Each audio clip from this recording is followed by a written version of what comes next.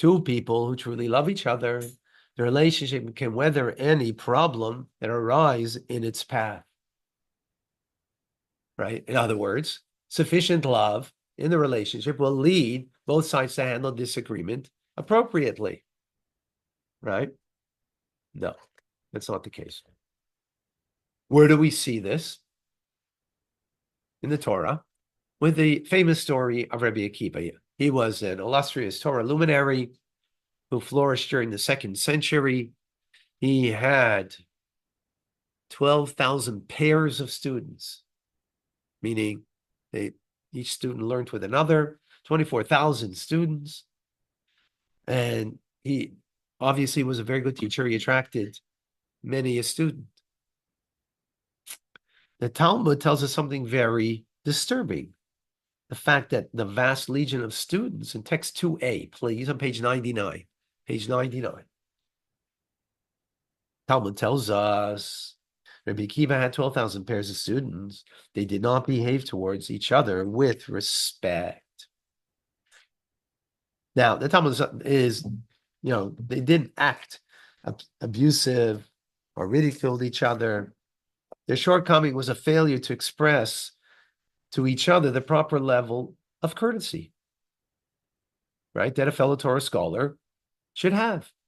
Nevertheless, this was still a severe failure, as the Talmud tells us. And it tells us this because we have to avoid this kind of error, right? Now we need to understand what's going on over here. How is it that the students couldn't properly respect each other? Why was it so difficult? Especially, their teacher was Rabbi Akiva, who proclaimed that the Torah's command to love a fellow is a great principle in the Torah. Surely the students of Rabbi Akiva took to heart and attempted to live by that fundamental credo. No question about that. Because if they didn't try to live with it, then in what way could they be called students of Rabbi Akiva? So how could the students who loved each other immensely, students who loved each other immensely, we have to say that, fail to relate to each other properly? Indeed, it is because of the love, the overflowing love that they had, a real love for each other, that was the problem. As the Rebbe teaches us in text number 2b, Sicha from the Rebbe, page 101. Our sages know that each human mind varies with all others.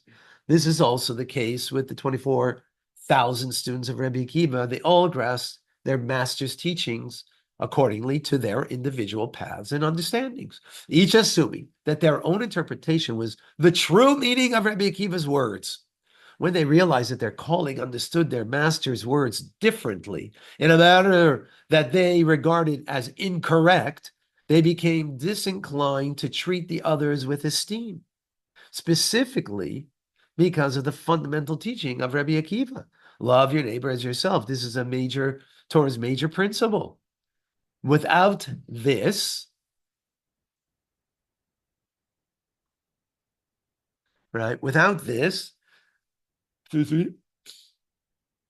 mandate, they might have not cared so much for their colleague that they failed to grasp.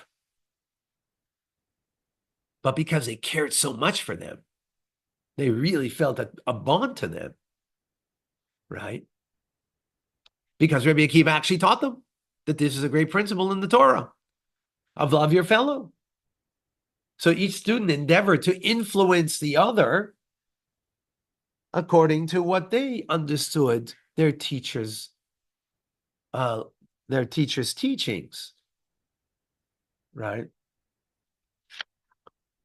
Each student endeavored to influence all the others, inclined in the definition of neighbor, especially their fellow student, so that they would similarly grasp their master's Torah in the true way. They could not respect a colleague who did not accept this true way, at least not in the context expected by Rabbi Akiva's students. So this story teaches us that love isn't necessarily the solution for navigating relationship disagreements. Love is blind and fails to recognize boundaries, which means we have to understand that love is very important, but we have to have together with the love something different.